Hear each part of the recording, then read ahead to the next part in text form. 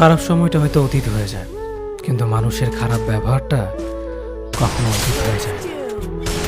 শুধু নিজে থেকে কথা বলা বন্ধ করে দেখো, দেখবে অনেক আপনজন বড় হয়ে যাবে।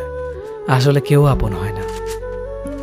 যারা তোমার ক্ষতি চায় তাদের আঘাত করবে না, তাদের সামনে একটু হাসি মুখে বাঁচবে।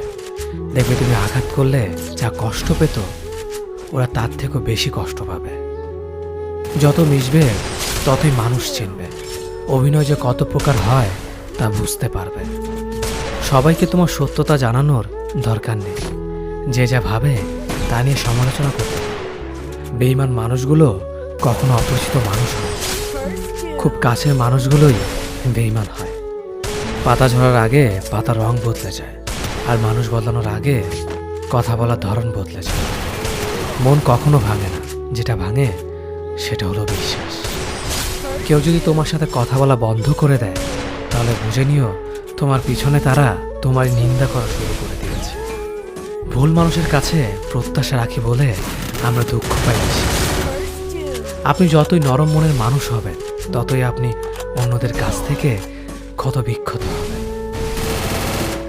মানুষ চেনা শুরু করলে